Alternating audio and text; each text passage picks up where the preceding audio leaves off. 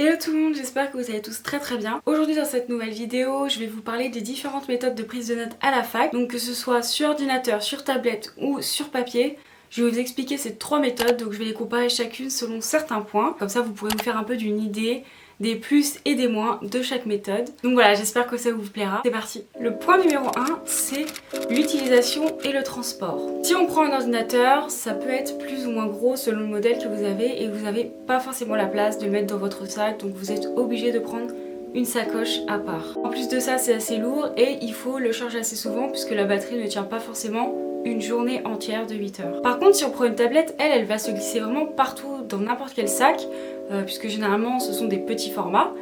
Et également, on n'aura pas besoin de la charger dans la journée puisque ça tient 1 voire 2 jours. Donc vraiment, c'est super pratique. Et enfin, si on prend un carnet, un cahier ou des feuilles libres, là pareil, ça va être assez léger, assez facile à glisser dans le sac. Par contre, il va falloir les trier. Ce sera un peu de travail en plus à côté. Du coup, si j'accorde des points pour ces trois méthodes, je dirais que la plus pratique ce serait la tablette, donc avec 3 points. Ensuite, le papier avec 2 points. Et enfin, l'ordinateur avec 1 point. Ensuite, au niveau de la réglementation, il faut savoir que certaines universités n'acceptent pas qu'on utilise un ordinateur, par exemple pour l'université.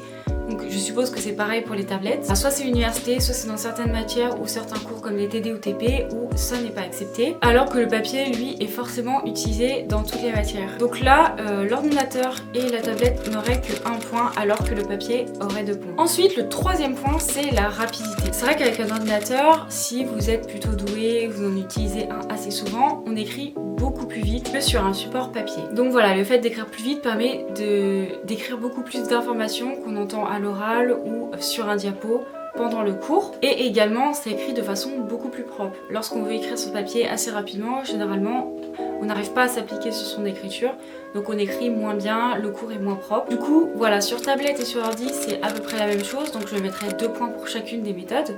Par contre, ce papier, je mettrai qu'un seul point parce que généralement, on met plus de temps à écrire et on écrit moins bien. De ce fait, il faudrait réécrire à la maison son cours au propre. C'est un peu une perte de temps, on va dire. Et évidemment, ça dépend des personnes. Il y en a qui préfèrent vraiment écrire l'essentiel par écrit et écrire beaucoup moins. Ensuite, le quatrième point, c'est au niveau de la rédaction. Sur tablette et sur ordinateur, on peut modifier notre cours qu'on a tapé à l'infini en fait.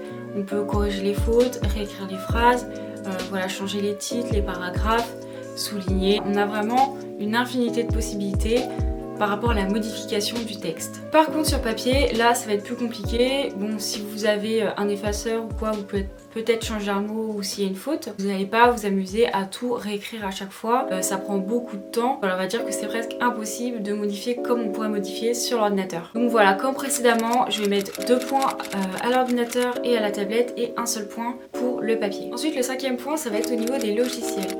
Il faut savoir que des fois on utilise des logiciels à l'université. Ces logiciels ne sont utilisables que sur ordinateur et du coup on peut les retrouver parfois sur certaines tablettes, ça dépend. Des tablettes qui sont un peu comme des ordinateurs, donc on peut les utiliser dessus, mais pas tous. Et évidemment sur papier on n'a pas ces logiciels, donc il va falloir aller à la bibliothèque sur un ordinateur pour pouvoir travailler. Donc du coup là pour ce classement je vais mettre 3 points à l'ordinateur, 2 points pour la tablette puisque certains logiciels n'existent pas et 1 point pour le papier parce qu'on ne peut pas avoir de logiciel du tout dessus. Enfin, le sixième et dernier point, c'est par rapport au schéma, puisque des fois on doit inclure des schémas dans notre texte ou des images aussi, mais là on va parler plus précisément des schémas parce que les images c'est un peu, on peut un peu les inclure quel que soit le format. Donc sur ordinateur on peut faire des schémas, c'est un peu compliqué, soit il faut les faire sur Paint, soit il faut les faire sur par exemple PowerPoint ou vous savez avec des petites formes etc. Mais c'est vrai que ça prend pas mal de temps puisqu'après il faut importer l'image, etc. sur le logiciel, voilà, pour écrire. Le faire à la souris, au trackpad, c'est pas forcément pratique. Par contre, sur tablette, là, ça va être beaucoup plus simple. Soit vous le faites au doigt ou alors au stylet et vous pouvez carrément le faire dans le logiciel si vous écrivez à la main sur tablette ou quoi.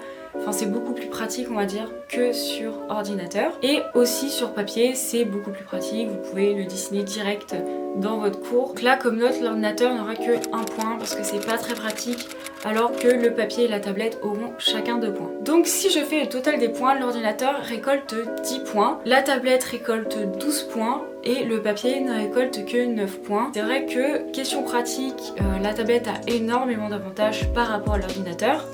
Après c'est vrai qu'au niveau des logiciels, l'ordinateur c'est beaucoup plus pratique. Aussi c'est plus pratique si on a besoin de faire des présentations orales par exemple. Donc voilà, mais ça a aussi ses inconvénients, notamment au niveau du transport, de la charge, etc.